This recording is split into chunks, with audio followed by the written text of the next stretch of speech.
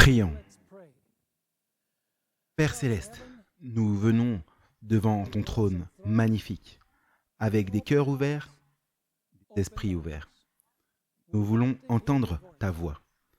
C'est une présentation très solennelle, parce que des noms seront mentionnés, non pas pour remettre en question les motivations des gens que je vais citer, mais pour montrer qu'il est très possible et probable qu'à un moment donné, la législation religieuse soit introduite dans la Constitution. Alors sois avec nous, ouvre nos cœurs et nos esprits, nous t'en prions au nom de Jésus.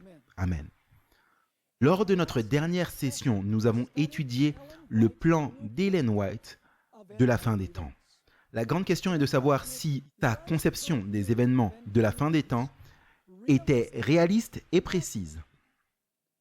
Les États-Unis ont une histoire de respecter la liberté civile et religieuse. C'est le pays de la liberté et la patrie des gens courageux, disent les gens. Il ne pourrait jamais y avoir des persécutions dans ces États-Unis d'Amérique. Cependant, comme nous l'avons remarqué lors de la fin du 19e siècle, un peu au milieu de la fin du 19e siècle, il y eut un mouvement de réforme nationale pour établir une loi nationale du dimanche. Et de nombreuses personnes ont été persécutées dans certains États parce qu'elles ne respectaient pas le dimanche comme un jour d'adoration. Aussi, nous allons voir dans la seconde moitié du XXe siècle et au début du XXIe siècle qu'il y avait un mouvement aux États-Unis poussé par des chefs religieux et certains chefs politiques pour utiliser également l'État afin de favoriser l'agenda de l'Église.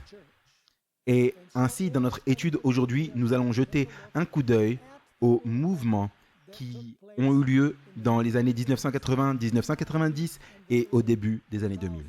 Maintenant, je dois préciser quelque chose. Je vais mentionner les noms propres des individus. Cependant, je veux que tout le monde comprenne que ce n'est pas mon intention de contester, de discuter des motivations de ces individus que je mentionnerai dans cette présentation. Je ne remettrai pas en question leur sincérité dans ce qu'ils croient et dans ce qu'ils font. Je ne peux qu'apporter et présenter ce qu'ils disent et qui a été enregistré. Dieu sera celui qui devra juger leurs motivations et si ce qu'ils faisaient était juste ou pas. Saul de Tarse fournit une illustration vivante de quelqu'un qui était absolument sincère en persécutant ce que le livre des Actes appelle le chemin, c'est-à-dire les chrétiens. Saul était certain qu'il faisait la volonté de Dieu en persécutant l'Église. Il a pourchassé des chrétiens pour les traduire en justice et certains d'entre eux ont été condamnés à mort selon Actes chapitre 26. Son intention était de préserver l'orthodoxie de la religion juive et il l'a fait au nom de Dieu. Il était zélé, il était implacable, mais son œuvre était mal conduite. Comme je l'ai mentionné auparavant, dans la dernière partie du XXe siècle et au début du XXIe siècle, le nôtre, les grands chefs religieux des États-Unis, vont défendre des causes similaires à celles que le mouvement de réforme nationale avait au milieu et vers la fin du XIXe siècle. Le philosophe humaniste Friedrich Nietzsche a une fois écrit des paroles très sages. Je le cite. « Soyez prudents lorsque vous combattez le dragon, de peur que vous deveniez un dragon. Est-il possible qu'en luttant contre le dragon, de l'humanisme séculier ou de la gauche politique, comme on l'appelle aujourd'hui, que la droite chrétienne devienne le dragon qu'elle tente en fait de vaincre. » Maintenant, je vais mentionner les principaux protagonistes de ce mouvement dans les années 1980, les années 1990 et le début des années 2000.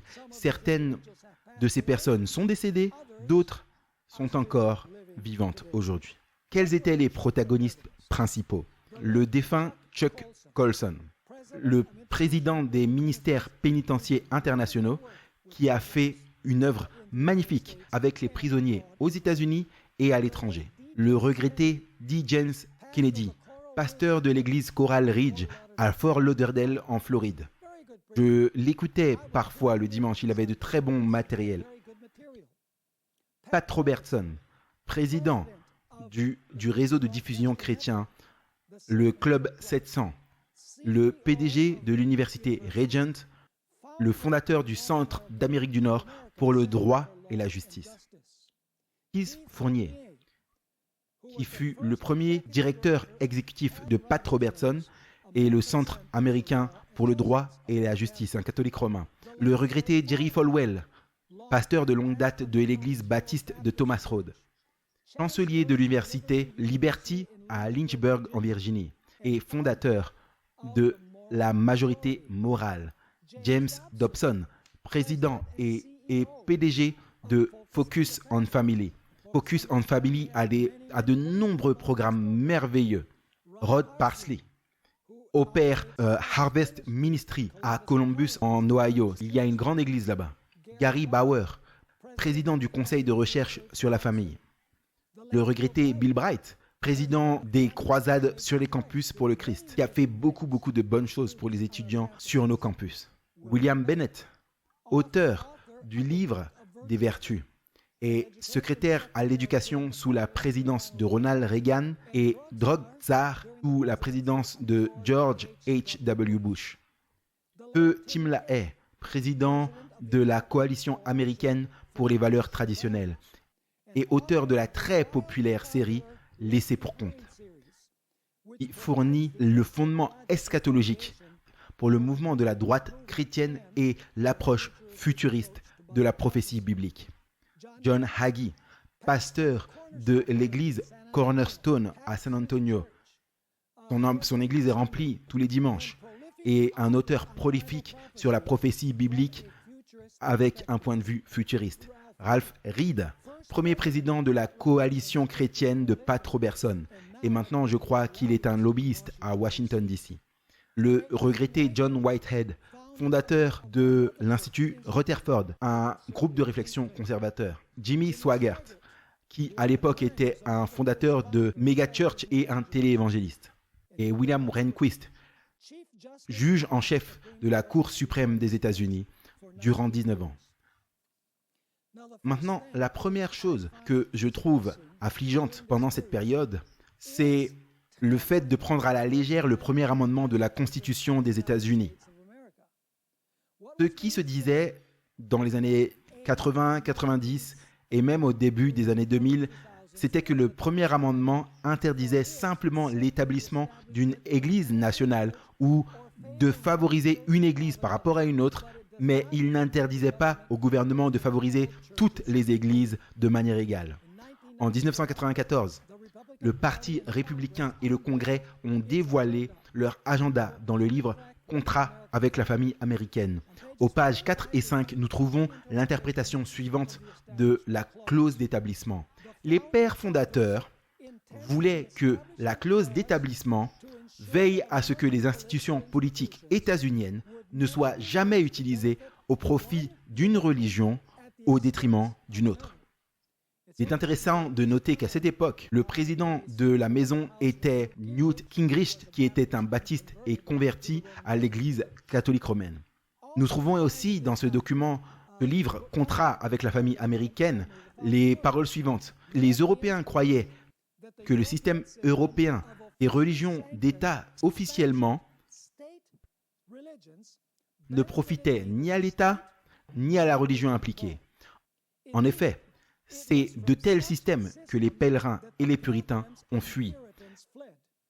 C'est ce que l'on entend à juste titre par l'expression « séparation de l'Église et de l'État ». En d'autres termes, ce que dit le contrat avec la famille américaine, c'est que le premier amendement interdit simplement la création d'une Église nationale. Et c'est ce que l'on par la séparation de l'Église et de l'État. William Rehnquist, comme je l'ai mentionné auparavant, a servi 19 ans en tant que juge en chef de la Cour suprême. En 1985, il a exprimé sa dissidence avec la majorité dans l'affaire des prières scolaires, déclarant que les rédacteurs de la Constitution avait uniquement l'intention, et maintenant je cite, d'interdire la désignation de toute église comme une église nationale et d'empêcher le gouvernement fédéral d'affirmer la préférence d'une religion, d'une confession religieuse ou d'une secte par rapport aux autres. Ça, c'était une interprétation révisionniste de la clause d'établissement. Nulle part, la clause d'établissement de la Constitution ne fait référence au non-établissement d'une église ou d'une religion, mais plutôt de religions. Point. Les pères fondateurs connaissaient certainement l'histoire de la papauté, où la papauté, une église, a utilisé les pouvoirs civils de l'Europe pour faire respecter son ordre du jour et de persécuter quiconque qui n'était pas en harmonie avec l'église. Les pères fondateurs connaissaient également l'histoire de la période coloniale, où les individus étaient punis de sanctions civiles s'ils ne suivaient pas les désirs de l'église établie, qui était l'église des puritains ou l'église anglicane. Rehnquist a affirmé que la clause d'établissement ne faisait que, et maintenant je cite, interdire l'établissement d'une religion nationale et interdisait la préférence entre les sectes religieuses et les dénominations. Cependant, le premier amendement ne dit pas que le Congrès ne fera aucune loi concernant l'établissement d'une église ou d'une religion. Le premier amendement dit que le Congrès ne fera aucune loi établissant la religion. Point. Pas une église ou une religion. Selon Rehnquist, la clause d'établissement n'interdisait pas, et maintenant je cite, elle n'interdit pas au gouvernement fédéral de fournir une aide non discriminatoire à la religion. Qu'est-ce qu'il entend par là? Ce qu'il veut dire, c'est que le gouvernement peut fournir une aide aux églises tant qu'il ne fait pas de discrimination entre les églises, tant qu'il aide toutes les religions de la même manière. Bien sûr, la question est de savoir si cela inclurait également l'islam, cela inclurait-il le bouddhisme, cela inclurait-il l'hindouisme ou toute religion non chrétienne. Si la réponse est qu'il peut distribuer équitablement parmi toutes les dénominations chrétiennes, alors ça ce serait l'établissement du christianisme au-dessus des autres religions. Pat Robertson était d'accord avec Rehnquist et a ajouté son propre témoignage ou sa touche concernant les États. Voici ce qu'a écrit Pat Robertson. Le premier amendement dit que le Congrès ne peut pas mettre en place une religion nationale. Fin de l'histoire. Il n'y a à aucun moment dans la Constitution quoi que ce soit qui s'applique aux États. Donc maintenant, qu'est-ce que Pat Robertson dit ici? Vous voyez, à cette époque, il y avait un fort mouvement en faveur des droits des États.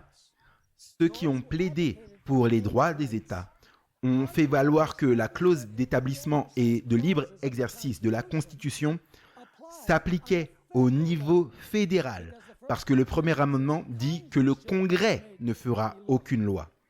En d'autres termes, cette loi ne s'applique pas aux États individuels. Cela peut sembler bon de garder le gouvernement fédéral hors des affaires des États, mais il y avait un agenda caché dans ce mouvement pour le droit des États. Si suffisamment d'États pouvaient s'entendre sur un certain agenda, alors ils pourraient exercer une influence pour forcer le gouvernement fédéral à suivre leur exemple en modifiant la Constitution. Maintenant, parlons de la stratégie de la droite religieuse pendant cette période des années 80-90 et début des années 2000. Au début du mouvement de la droite religieuse, ils ont organisé des marches massives vers Washington, D.C. Par exemple, le rassemblement Washington pour Jésus a eu lieu le 29 et 30 avril 1980. Pat Robertson a marché vers Washington, D.C. avec une grande croix sur son épaule et des centaines de membres d'églises, pas sa propre église, mais des églises chrétiennes qui marchaient avec lui. Cependant, au fil du temps, le mouvement est devenu beaucoup plus sophistiqué que des marches sur Washington. Ils ont vite découvert que les marches accomplissaient très peu. Ils ont découvert que la meilleure façon d'accéder au pouvoir était de faire pression sur les membres individuels du Congrès, ainsi que de créer des réseaux au niveau local. Ils ont réalisé qu'ils pouvaient avoir beaucoup plus de succès si ils s'organisaient au niveau local en prenant le contrôle des conseils d'administration des lycées locaux et influençaient les gouvernements locaux. Ils se sont rendus compte que toute politique n'est que locale. Ils se sont rendus compte que s'ils pouvaient prendre le contrôle des circonscriptions locales, alors l'État leur appartiendrait et que si l'État leur appartenait, alors le gouvernement fédéral serait à eux également. Vous savez, il est à noter qu'en 1888, ceux qui ont fait pression pour une loi nationale du dimanche ont également œuvré à la création de chapitres locaux et ont influencé les conventions d'État avant de tenter une loi nationale du dimanche. Ralph Reed, l'un des chefs religieux de la droite religieuse pendant la période dont nous discutons, a prononcé les paroles suivantes. Nous avons essayé d'accuser Washington. Ce sont les manifestations de masse où ils avaient les chrétiens qui marchaient vers Washington, D.C. Nous avons essayé de charger Washington alors que nous aurions dû nous concentrer sur les États. La vraie bataille qui préoccupe les chrétiens est dans les quartiers, les conseils scolaires, les conseils municipaux et les législatures des États. Donc ils ont commencé à travailler au niveau local parce qu'ils ont réalisé qu'ils pouvaient avoir un plus grand impact en travaillant par là. Maintenant, pendant cette période, les chrétiens se sentaient persécutés, en particulier ceux qui sympathisaient avec les opinions de la droite religieuse. Dans les années 80, il y avait des discussions d'amender la Constitution pour protéger les chrétiens de la discrimination dans l'exercice de leur religion. Les leaders du mouvement de la droite religieuse ont fait valoir qu'un gouvernement humaniste laïque les persécutait parce qu'il ne leur permettait pas, par exemple, de mettre des crèches sur des propriétés fédérales ou des propriétés du gouvernement. Et parce que le système judiciaire de l'Alabama n'avait pas permis au juge Roy Moore, par exemple, de mettre un monument de 5300 livres avec les 10 commandements dans la rotonde du bâtiment du Capitole de l'État. Les dirigeants ont tenté de convaincre les membres d'Église que le gouvernement les persécutait parce qu'ils ne soutenaient pas leurs opinions religieuses. Cependant, cela n'était pas le cas. Le gouvernement doit se tenir à l'écart de la religion. Il ne doit ni la soutenir, ni s'opposer à la religion. Le rôle du gouvernement est de préserver les libertés que nous avons, la liberté d'expression et la liberté de se rassembler, afin que la religion puisse s'épanouir librement.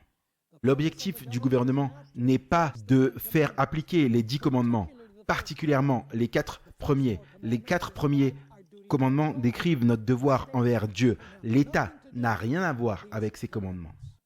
Dans Contrat avec la famille américaine, à la page 1, nous trouvons une plainte concernant les droits des Américains religieux et une suggestion d'un amendement religieux comme la solution au problème. En d'autres termes, dans le contrat avec la famille américaine, il est dit que nous pouvons amender la Constitution et de cette façon, les chrétiens ne seraient pas discriminés parce que, par exemple, ils ne pouvaient pas mettre des crèches sur les propriétés du gouvernement fédéral. C'est ce que le contrat avec la famille américaine à la page 1 déclare. Nous avons été témoins de l'érosion constante des droits séculaires des religieux américains. Le moment est maintenant venu d'amender la Constitution pour restaurer la liberté d'expression pour les croyants américains. Leur conception de la liberté d'expression, c'était sur les propriétés publiques, mettre les 10 commandements sur les propriétés du gouvernement, etc. En aucune façon, la liberté religieuse comprenait le fait que les gens puissent aller à l'église, que les gens puissent aller de maison en maison faire du prosélytisme, que les gens puissent parler sur les places publiques en tant qu'individus en faveur de la croyance religieuse. Il n'y avait vraiment pas de persécution, mais parce que l'église ne pouvait pas faire des choses avec l'État, il déclarait subir la persécution selon ce groupe. Maintenant, il n'y a pas de pays dans le monde qui garantisse la liberté d'expression dans sa constitution comme les États-Unis. Les libertés dont nous jouissons ont fait que c'est un plaisir de vivre aux États-Unis d'Amérique.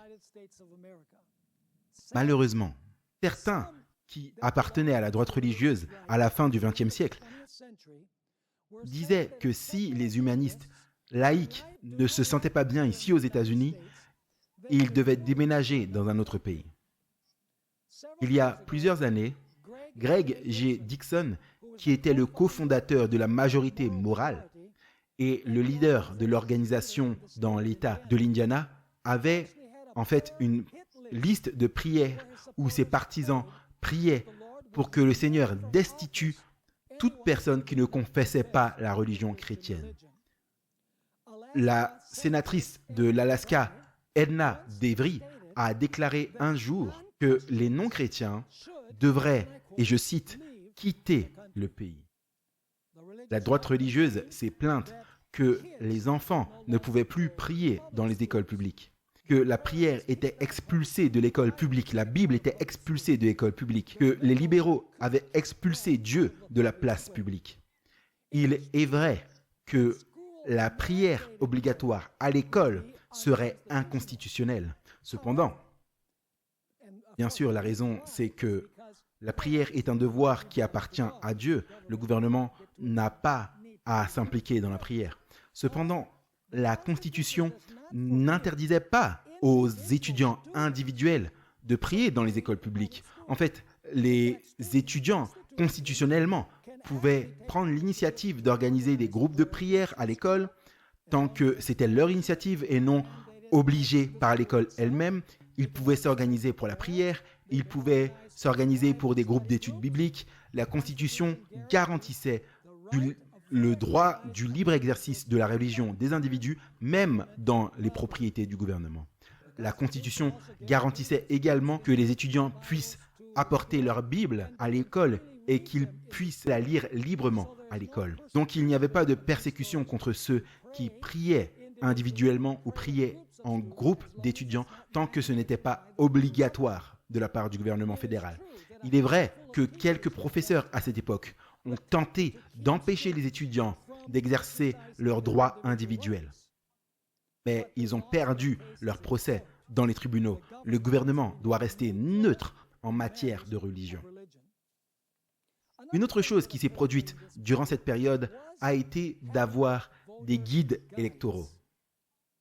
Les politiciens qui voulaient gagner les élections étaient aux petits oignons envers les prédicateurs et les églises. Même les démocrates, qui avaient l'habitude de ne pas parler de religion dans l'arène publique, ont commencé à aborder publiquement des questions morales et religieuses.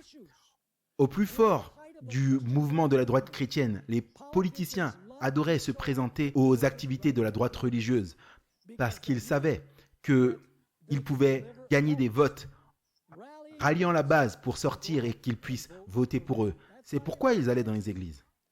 Pendant la présidence de George W. Bush, une fuite a révélé que Karl Rove et Dick Cheney avaient en fait vraiment très peu d'amour pour l'agenda de la droite religieuse.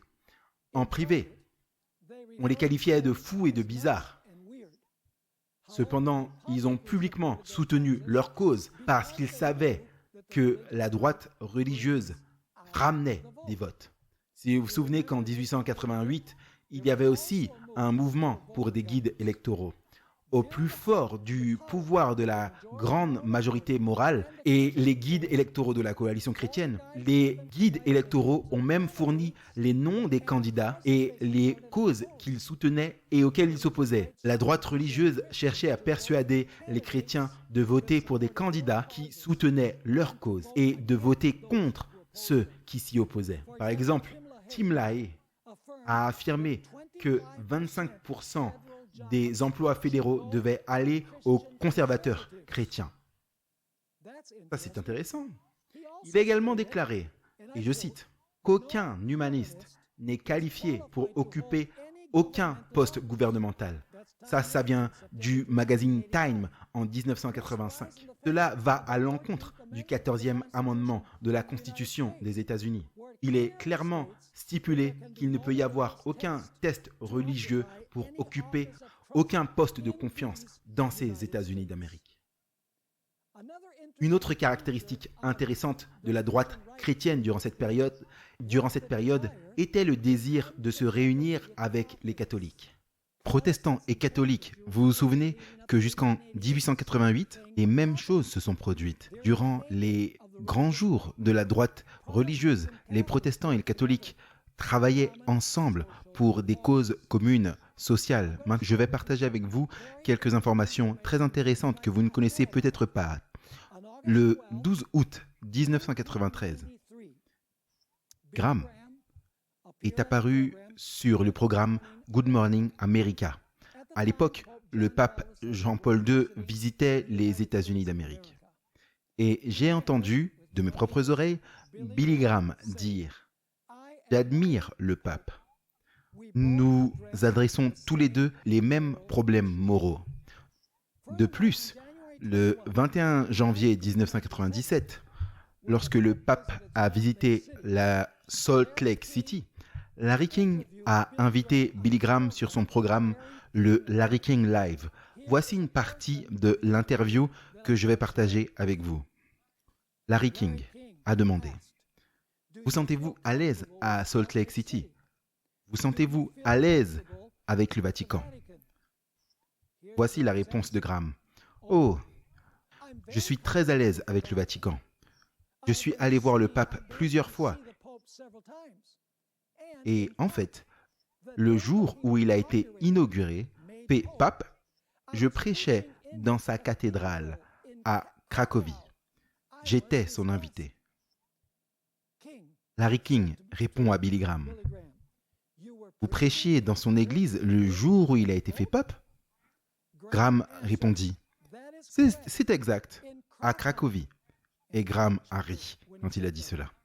Larry King a ensuite dit « Vous avez dû être choqué. » Billy Graham a répondu « Bien sûr que je l'étais. » Il y avait des cris dans les rues. Vous savez, le lendemain, un pape polonais. Et ensuite, Larry King a demandé à Billy Graham « Est-ce que vous aimez ce pape ?» Graham a répondu « Je l'aime beaucoup. Il est très conservateur.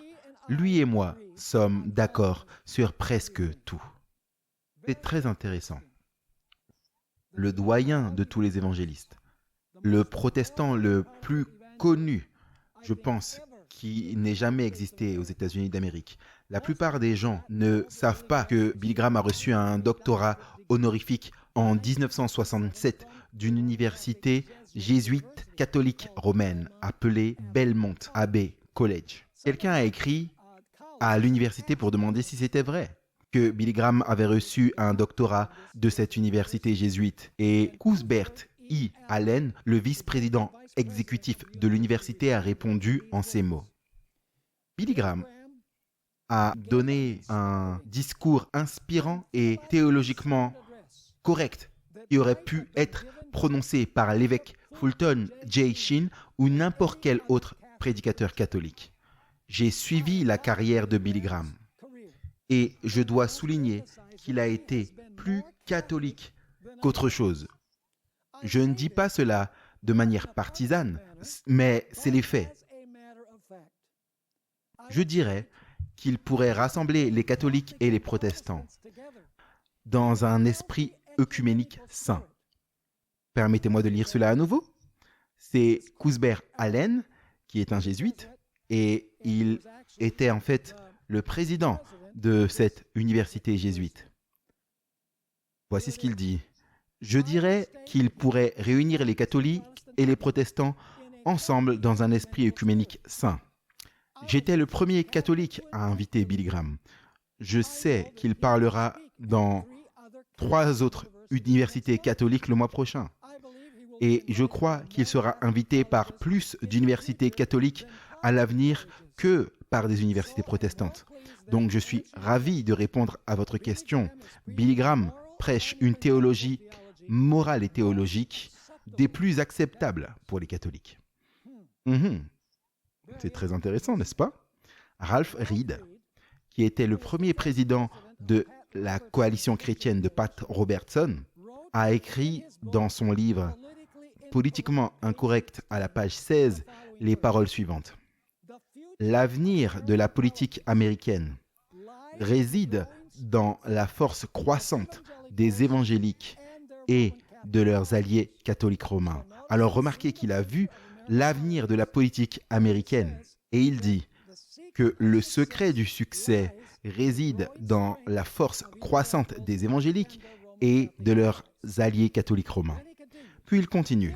Si ces deux circonscriptions principales, les évangéliques, comprenant le vote oscillant dans le sud, les catholiques dominant le nord, s'ils peuvent coopérer sur des questions et soutenir des candidats qui partagent les mêmes idées, ils peuvent déterminer le résultat de presque toutes les élections dans la nation. Vous voyez ce qui se passe ici? En d'autres termes, ce sont les catholiques et les protestants qui tentent d'influencer les élections aux États-Unis d'Amérique. Il continue. Le méchant nativisme et la sombre méfiance à l'égard de la papauté et de l'influence étrangère ont été balayés, emportés dans les cendres de l'histoire. L'élection de John F. Kennedy, à laquelle nous ferons référence dans la prochaine présentation, en 1960, a enterré le boogeyman catholique pour toujours. Il n'était plus accablé par le passé. Celui qui oublie le passé, mes amis, est condamné à répéter le passé, et en particulier les erreurs du passé. Donc, écoutez ça. Il n'était plus accablé par le passé. Catholiques romains, les évangéliques, l'orthodoxie grecque et de nombreux conservateurs religieux des principales dénominations forgent une nouvelle alliance qui promet d'être parmi les plus puissantes et les plus importantes dans l'ère politique moderne. Vous voyez donc que l'idée est de réunir toutes les religions, combattre un ennemi commun en utilisant le pouvoir de l'État. Ralph Reed a également prononcé un discours à la campagne catholique pour les États-Unis et il a prononcé les paroles suivantes. Le vote catholique détient la clé de l'avenir et je crois que s'ils peuvent s'unir, les catholiques peuvent s'unir aux chrétiens évangéliques, les protestants qui partagent leur point de vue sur le caractère sacré de la vie humaine innocente et la nécessité de liberté religieuse et les choix d'école et les valeurs de bon sens. Je crois que si les catholiques et les évangéliques peuvent s'unir, il n'y a personne qui se présenterait aux élections dans une quelconque ville ou un État américain qui ne peut être élu. Et il n'y a pas de projet de loi qui ne peut être adopté, soit par la Chambre du Congrès ou n'importe quelle chambre législative dans n'importe quel État des États-Unis. Est-ce que l'agenda, c'est prêchons l'évangile de nos chairs afin que le Saint-Esprit puisse changer la vie des gens et alors vous aurez une société plus juste et plus morale? Non, ce n'est pas ça le secret selon lui. Le secret, c'est que les protestants et les catholiques se réunissent et utilisent le système politique pour mettre en œuvre l'agenda de l'Église. Il continue à écrire. C'est la force émergente dans l'électorat aujourd'hui. C'est l'union des catholiques et des protestants. Le pape utilise le terme hiérarchie de la doctrine. Le père Robertson a dit « Évidemment que certains enseignements sont plus importants que d'autres. Et il doit y avoir un accord sur ces points essentiels, tout en laissant une latitude considérable sur d'autres points moins essentiels à la fois. » Je vais lire une déclaration que j'ai lue auparavant des écrits d'Ellen White. Mais avant que je fasse cela, je vais lire la dernière partie de la déclaration que je viens de présenter. Le père Robertson a dit « Évidemment, certains enseignements sont plus importants que d'autres, et il doit y avoir un accord sur ces points essentiels, tout en laissant une latitude considérable sur d'autres points qui sont moins essentiels à la fois. Y a-t-il une telle chose que des points essentiels dans votre foi et des points non essentiels ou moins essentiels? Comparez ce que vient de dire Ralph Reed à ce qu'Ellen White a écrit. La grande controverse. Page 445. Lorsque les principales églises des États-Unis s'uniront sur les points de doctrine qu'elles ont en commun et influenceront l'État pour lui faire appliquer ses décrets et soutenir ses institutions, alors l'Amérique protestante aura formé une image à la hiérarchie romaine et l'infliction de sanctions civiles aux dissidents en résultera inévitablement. Donc l'idée est de s'unir sur des points de doctrine qui sont communs, puis d'amener l'État à faire ce que l'Église veut. Et Ellen White dit qu'alors l'Amérique protestante aura formé une image à la hiérarchie romaine et le résultat sera la persécution. Une fois de plus, je répéterai ce que j'ai dit dans une conférence précédente. Et c'est que le mot papauté n'est pas le même que le mot Église catholique romaine. L'Église catholique romaine est une Église. La papauté est l'union de l'Église avec l'État. Parce que vous savez, l'Église catholique, la papauté plutôt, est en fait une Église et aussi un État. Donc, que s'est-il passé en 1798 ? En 1798, le pape Pie VI fut fait prisonnier en France où il est mort en exil. En d'autres termes, le bras politique de l'Église catholique romaine a été supprimé. Maintenant, permettez-moi de vous demander cela. Est-ce que les églises catholiques romaines, comme en tant qu'église, continuent de fonctionner ? Bien sûr. Les gens continuaient à prier, les gens continuaient à faire baptiser leurs bébés, ils allaient toujours au confessionnal, ils allaient toujours participer à l'Euchariste. En d'autres termes, l'Église catholique en tant qu'Église n'a pas cessé de fonctionner. Quand la papauté a reçu la blessure mortelle, quand le pape a été fait prisonnier en France et est mort en exil, l'Église a continué à fonctionner. Mais la papauté, elle, non, parce que la papauté avait perdu le soutien de la France, puis plus tard des autres nations d'Europe. Donc, le fait est que lorsque les États-Unis imposent une loi du dimanche sous peine de pénalité, le résumé, c'est que cela va être une image de la papauté catholique romaine parce que c'est la caractéristique fondamentale de la papauté. Donc encore une fois, Ellen White a écrit « Lorsque les églises principales des États-Unis s'uniront sur des points de doctrine qu'elles détiennent en commun et influenceront l'État pour qu'il applique leurs décrets et maintienne leurs institutions, alors l'Amérique protestante aura formé une image à la hiérarchie romaine. Il y a l'image, c'est donc l'image de la bête, et l'imposition de sanctions civiles aux dissidents en résultera inévitablement. Donc lorsque l'Église se joint à l'État, lorsque l'Église, vous savez que ce n'est plus les dénominations qui se battent les unes contre les autres, alors elles sont en mesure d'influencer l'État.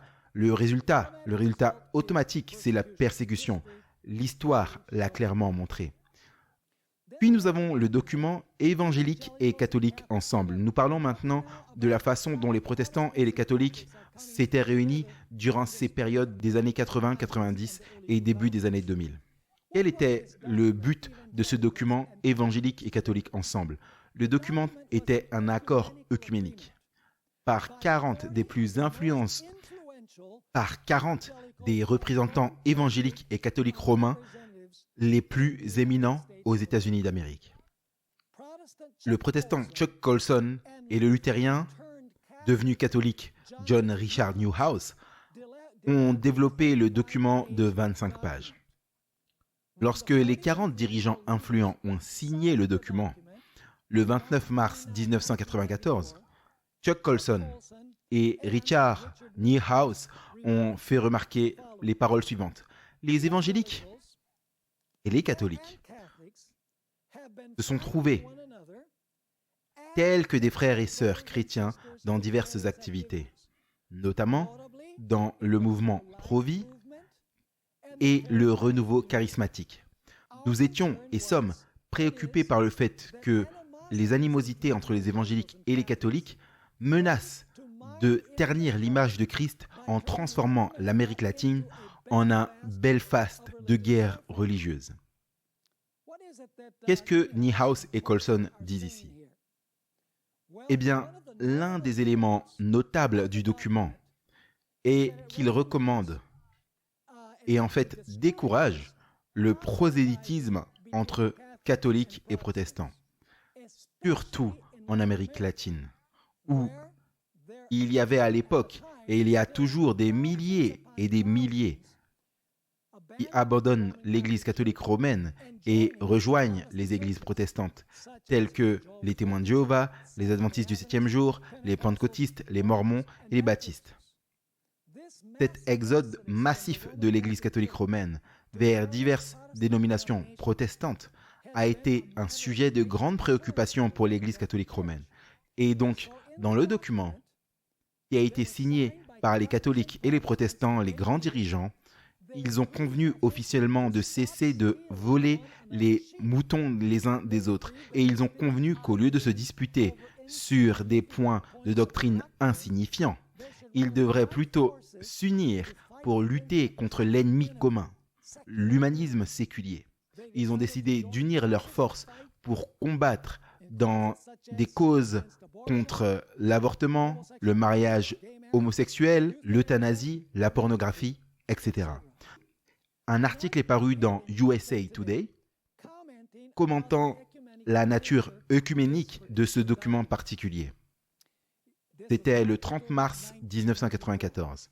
Les dirigeants, dans une déclaration, exhortent les 52 millions de catholiques et les 13 millions d'évangéliques de ne plus se tenir à bout de bras théologique et à arrêter le prosélytisme agressif du troupeau des uns des autres. En bref, pour transformer leurs épées théologiques en une reconnaissance d'une foi commune. Intéressant. Yves Fournier, qui était l'un des signataires du document, a écrit un livre intitulé « Maison unie », où il décrit les incroyables implications œcuméniques de ce document particulier. Maintenant, je cite. « Catholiques, protestants et orthodoxes peuvent se réunir, doivent se réunir et se réunissent. Le mur de séparation se fissure, c'est-à-dire entre les catholiques et les protestants. Des portions du mur commencent à s'effondrer. Les chrétiens se réveillent et commencent à se voir les uns les autres comme une famille. Maintenant, la question est de savoir comment les protestants pourraient-ils atteindre ce point où ils étaient prêts et où ils sont prêts à tendre la main et à prendre la main des catholiques romains en mettant de côté les différences de doctrine et en luttant pour des causes sociétales communes. Évidemment, il y a eu un changement d'attitude radicale de la part des protestants envers l'Église catholique. La question est de savoir pourquoi. Eh bien, j'aimerais partager avec vous une expérience historique qui a eu lieu à l'époque où John F. Kennedy était candidat à la présidence des États-Unis d'Amérique. C'était en l'an 1960. Et c'était au cours d'une campagne très animée. Et les pasteurs protestants à Houston, au Texas, étaient très inquiets que peut-être John F. Kennedy, s'il devenait président, il mettrait en œuvre des principes catholiques romains aux États-Unis. En d'autres termes, la liberté religieuse prendrait fin, la persécution s'en suivrait. Alors, en 1960, les protestants étaient encore très méfiants à l'égard des aspirations de la papauté catholique romaine. J'aimerais vous lire ce que John F. Kennedy a dit à ces chefs religieux, ces pasteurs de l'association ministérielle de la région de Houston. Vous savez, John F. Kennedy ressemblait presque à un protestant ici. Je lis. C'est le 12 septembre 1960. Je crois en des États-Unis où la séparation de l'Église et de l'État est absolue. Donc, qu'est-ce que John F. Kennedy, le catholique romain, croyait? Le premier président catholique romain de l'histoire des États-Unis, il a dit « Je crois en une Amérique où la séparation de l'Église et de l'État est absolue » où aucun prélat catholique ne dirait au président « Devrait-il être catholique? Comment agir ?» et aucun pasteur protestant ne dirait à ses paroissiens pour qui voter. Où aucune église ou école confessionnelle ne reçoit de fonds publics ou de préférences politiques. Et où aucun homme ne se voit refuser une fonction publique simplement parce que sa religion diffère de celle du président qui pourrait le nommer ou des gens qui pourraient l'élire. Je crois en une Amérique qui n'est officiellement ni catholique, ni protestante, ni juive, où aucun fonctionnaire public ne demande ou n'accepte des instructions sur la politique publique de la part du pape, du Conseil national des églises ou de toute autre source ecclésiastique, où aucun corps religieux ne cherche à imposer sa volonté directement ou indirectement à la population générale ou sur les actes publics de ses officiels, et où la liberté religieuse est si indivisible qu'un acte contre une église est traité comme un acte contre toutes. Waouh! Mais le fait est que John F. Kennedy a dû aller à cette réunion et il a dû expliquer qu'il n'allait pas suivre les instructions du pape, qu'il allait suivre la Constitution des États-Unis, parce que ses pasteurs à Houston craignaient d'avoir un président catholique, parce qu'ils connaissaient l'histoire de la papauté catholique romaine. Il voulait s'assurer que John F. Kennedy respecterait la Constitution et ne se contenterait pas d'injecter aux États-Unis les principes de l'Église catholique romaine. À quel point est-ce que c'est intéressant? Maintenant, dans notre prochain segment, nous allons jeter un œil à quelques preuves supplémentaires sur le désir des protestants de se joindre à l'Église catholique romaine dans ses causes communes et à mettre de côté leurs différences de doctrine. Mais maintenant, permettez-moi de partager avec vous quelques autres points sur la raison pour laquelle les protestants et les catholiques se sentent de plus en plus à l'aise l'un avec l'autre, même si leurs systèmes doctrinaux sont juste radicalement différents. S'ils suivaient ce que disait la Bible et ce que sont leurs doctrines, ils ne pourraient jamais s'unir, parce que les doctrines et les pratiques sont tellement différentes entre le catholicisme romain et le protestantisme. Qu'est-ce qui a conduit à la fonte des glaces entre les protestants et les catholiques romains? Deux questions que j'aimerais aborder alors que nous avançons. Tout d'abord, le Concile de Vatican II. Le Concile de Vatican II, sous la direction de Jean XXIII et puis le pape Jean-Paul VI, parce que Jean XXIII est mort avant la fin du Concile, a eu lieu entre les années 1962 et 1965. Le but du Concile était de renouveler l'Église catholique romaine. En fait, le mot italien qui a été utilisé était aggiornamento, en d'autres termes, un renouvellement de l'Église catholique romaine. Et l'Église catholique romaine a en fait invité des observateurs protestants à venir. Et si vous lisez les documents conciliaires, vous allez constater qu'ils ont été très conciliants envers les protestants. Et donc, le résultat, au fil du temps, les protestants ont commencé à penser, eh bien, en fait, l'Église catholique romaine nous reconnaît en tant que société ecclésiastique. Donc, vous savez, peut-être que l'Église catholique n'est plus ce qu'elle était avant. Peut-être que la papauté n'est plus ce qu'elle était avant. Le fait est que, mes amis, la papauté ne peut pas changer. Vous dites pourquoi? Parce que si la papauté décide qu'elle ne sera pas un État, elle ne va être qu'une Église, ce n'est plus la papauté. Parce que, comme je l'ai mentionné, la papauté est un système où vous avez une Église et un État en un. Prenez par exemple l'Église adventiste du 7e jour. L'Église adventiste du 7e jour a un président. Mais nous ne sommes pas une entité politique. Nous sommes une Église. Nous ne sommes pas un État. Mais quand il s'agit de l'Église catholique romaine est une Église et c'est aussi un État. Et en tant qu'État, elle a des sceaux, d'autres pays les appellent des ambassadeurs, qui représentent le Vatican pratiquement devant tous les pays du monde. Et ainsi, cette Église, à travers ces sceaux de midi, peut influencer les systèmes politiques de nombreuses nations, parce que la papauté n'est pas seulement une Église, c'est aussi un État. Donc, elle peut utiliser les pouvoirs des États du monde pour mettre en œuvre son agenda. Et donc, l'une des façons dont la glace a été fondue était d'abord à cause de l'élection de John F. Kennedy. Et d'ailleurs, alors qu'il était président, bien sûr, il a été assassiné, mais vous savez, durant sa présidence, il n'a pas introduit des principes catholiques romains dans le gouvernement des États-Unis. Oh, nous craignons qu'un catholique romain ne soit président des États-Unis. Nous n'avions absolument aucune raison de craindre. Puis vous avez Vatican II, où même les protestants ont été invités à venir. Et les protestants ne sont plus appelés hérétiques, ils sont appelés frères séparés. Et ils sont appelés les filles de l'Église et la mère les rappelle à l'union avec l'Église. En d'autres termes, le langage est très conciliant. Et donc les protestants ont dit, en fait, vous savez, l'Église catholique, la papauté n'est plus un danger pour le protestantisme, parce que la papauté a changé. Elle ne peut pas changer. Elle ne peut pas changer pour la simple raison que ce ne serait plus la papauté si elle décidait d'être une Église et non un État. Vous savez, cela me rappelle ce que Jésus a dit. Vous savez, quand Pilate a demandé à Jésus s'il était un roi, qu'est-ce que Jésus a dit? Il a dit, mon royaume n'est pas de ce monde. Si mon royaume était de ce monde, mes serviteurs combattraient afin que je ne sois pas arrêté. Jésus s'est vu offrir tous les royaumes du monde sur le mont de la tentation. Et nous constatons que quand Satan lui a offert tous les royaumes du monde, Jésus a refusé de regarder. Il a dit, non, je ne recevrai pas les royaumes du monde. Je ne suis pas venu pour prendre le trône du monde.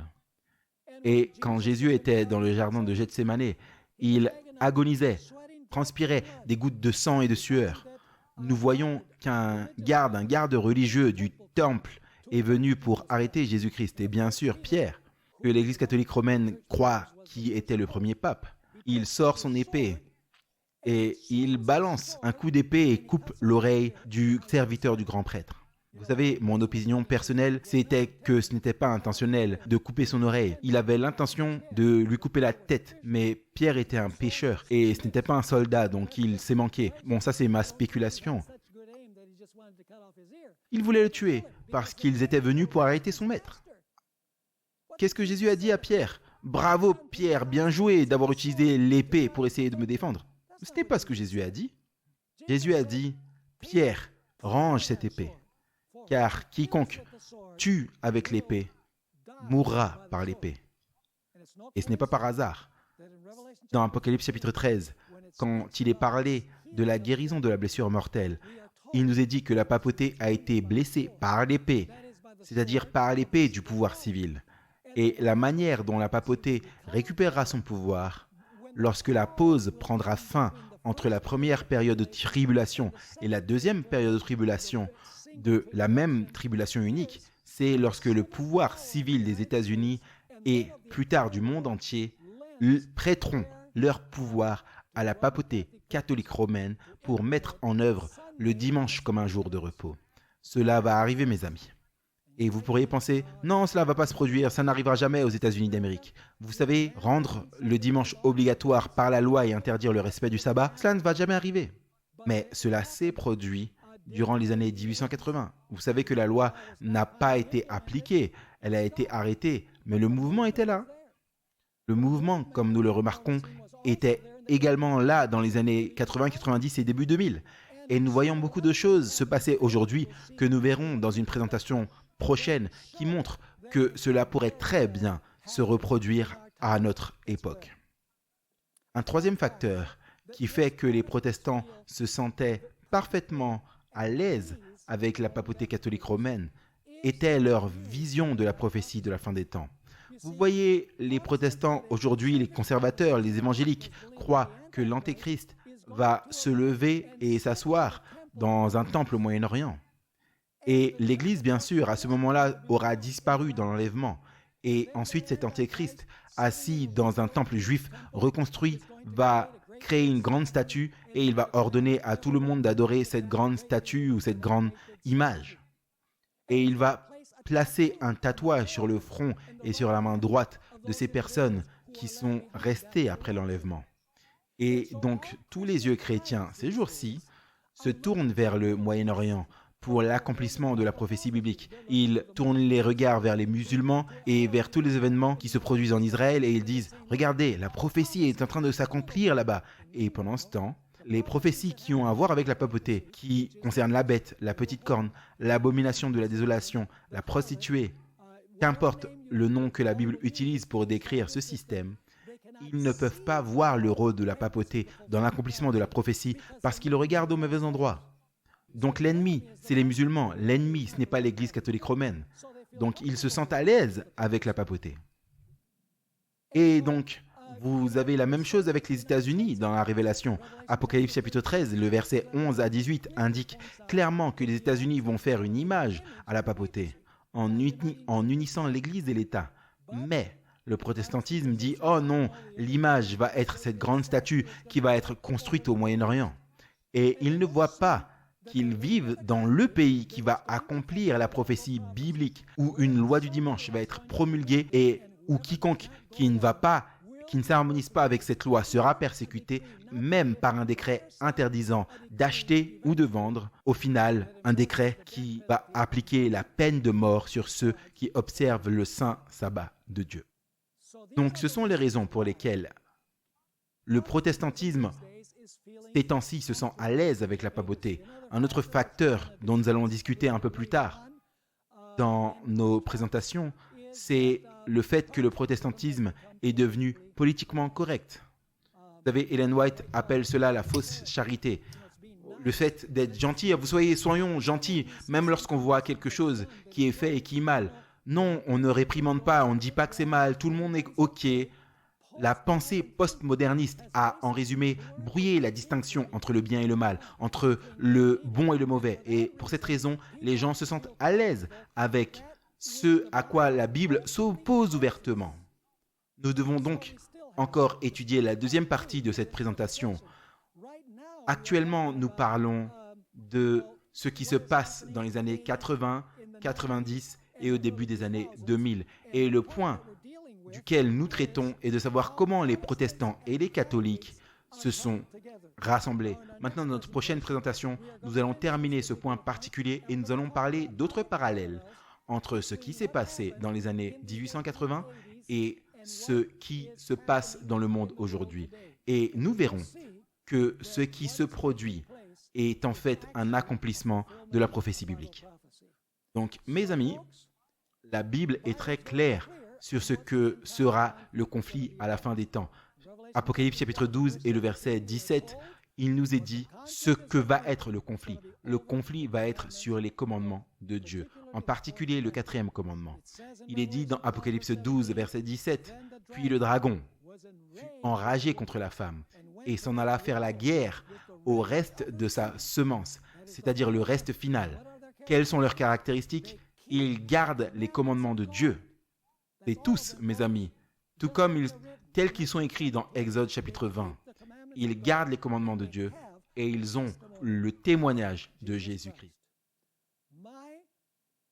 Mon désir, c'est que tous ceux qui écoutent choisissent d'être du côté du Seigneur dans ce grand conflit final.